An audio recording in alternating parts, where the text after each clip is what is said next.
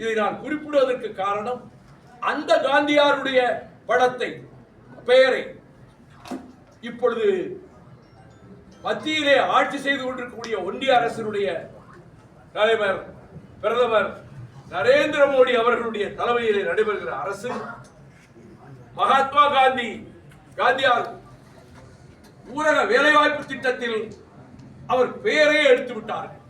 அதை எதிர்த்து திராவிட முன்னேற்ற கழகத்தின் தலைமையிலான கூட்டணி கட்சிகளும் எல்லோரும் தமிழகம் எங்கும் சென்னையிலிருந்து எல்லா இடங்களிலும் கண்டன ஆர்ப்பாட்டங்களை நடத்தினோம். நாடாளுமன்றத்தில் இதற்கு கண்டனம் எழுப்பப்பட்டது. அந்த காந்தியார் பெயரை உலகம் உச்சரிக்கிறது. 27 ஆண்டுகள் ரோமன் சிறையிலே இருந்த நெல்சன் மண்டேலா தன்னுடைய அறையில் வைத்திருக்கக்கூடிய புகைப்படம் காந்தியாருடைய புகைப்படம்.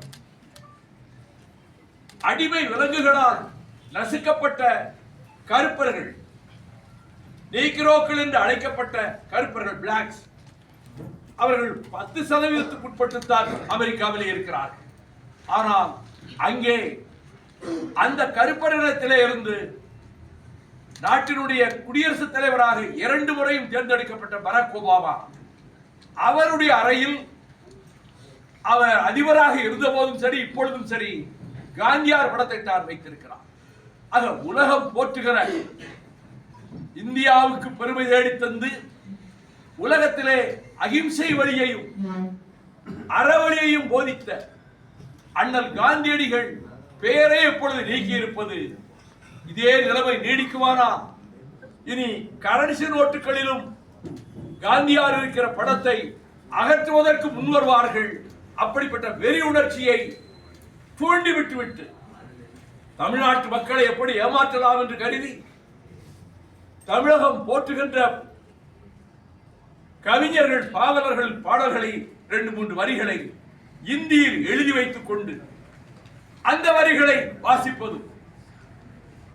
இங்கே தர்மேந்திர பிரதான் வாசிக்கிறார், அமித்ஷா 2 வார்த்தை சொல்லி முயற்சித்து பார்க்கிறார், நரேந்திர மோடி நம்முடைய புறநானூற்றிலே இருந்து ஒரு பாடலை இந்தியிலே எழுதி வைத்து வாசித்து பார்க்கிறார். இதனால் எல்லாம் ஏமாற்றிவிட முடியாது. அவர்கள் இந்த வெறி கூட்டம் மத வெறியை தூண்டிவிட்டு சமய நல்லிணக்கத்தை சிதைத்து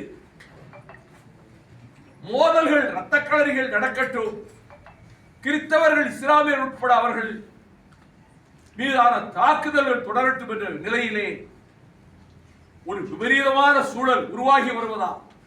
பச்சிளம் குழந்தைகள், பாலகர்கள், தாய்மார்கள் உலகத்துக்கு நாம் தந்தது மட்டுமல்ல, கிரேக்க பாராளுமன்றத்திலே இந்தியாவுடைய குடியரசுத் தலைவராக போய் கலந்து கொண்டு சிறப்புரை ஆற்றிய மாமேதை அப்துல் கலாம் அவர்கள் ஒரு அற்புதமான உரையை ஆங்கிலத்திலே தருகிற பொழுது அவர் புறநானூற்று பாடலினுடைய அந்த வரிகளையும் சொல்லி அந்த கருத்துக்களையும் சொல்லி உலகத்துக்கே வழிகாட்டக்கூடிய அறநூல்கள் இந்தியாவின் திருக்கோடியில் இருக்கக்கூடிய தமிழ்நாட்டிலே இருக்கக்கூடிய தமிழ் மொழியில் தான் இருக்கிறது என்று அவர் கூறினார். அப்படிப்பட்ட நல் இணக்கம் வளர வேண்டிய நிலையில் இந்த மதவெறி கூட்டம், இந்துத்துவா கூட்டம், RSS, VHP போன்ற அமைப்புகள் இந்த ஒற்றுமை உணர்வை சிதைத்து பாழ்படுத்திவிடக் கூடாது என்பதற்காகத்தான் நான் 2004ஆம் ஆண்டு தாமிரபரணி கரையிலிருந்து புறப்பட்டு 1200 கிலோமீட்டர் நடைபயணம் மேற்கொண்ட போதும் இதைத்தான் நான் எல்லா இடங்களிலும் சாதி சமய ஒற்றுமை வேண்டும், நல்லிணக்கம் வேண்டும், மோதல்கள் கூடாது என்பதை முன் கருத்தாக வைத்து அந்த நடைபயணத்தை நான் நடத்தினேன். மொத்தம் 10 நடைபயணங்களில் 1994 ஜூலை 27 முக்கடல் சந்திப்பான குமரிமுனையிலிருந்து நான் 52 நாட்கள் நடந்த போதும் இந்த கருத்துக்களோடு நான் ஆங்காங்கே என்ன விதமான செய்திகள் அந்த பகுதிகளிலே சொல்ல வேண்டுமோ அவற்றை சொல்லிக் கொண்டு வந்தேன். முல்லை பெரியாறு பென்னி குயிக் அணைக்கு ஆபத்து வருகிறது, அணையை இடிக்க கேரளம் திட்டமிட்டு விட்டது என்ற நிலையில் அதற்காக 8 ஆண்டுகள் கம்பம் அப்பாஸ் அவர்களை 5 மாவட்ட பாசன விவசாயிகள் சங்க தலைவரை உடன் அழைத்துக் கொண்டு 678 ஊர்களுக்கு சென்று கட்சி கொடி கட்டாமல் நான் பிரச்சாரம் செய்ததோடு மதுரையிலிருந்து கூடலூர் வரைக்கும் 3 முறை நடைபயணம் மேற்கொண்ட போது லட்சக்கணக்கான மக்கள் நான் சந்திக்க முடிந்தது.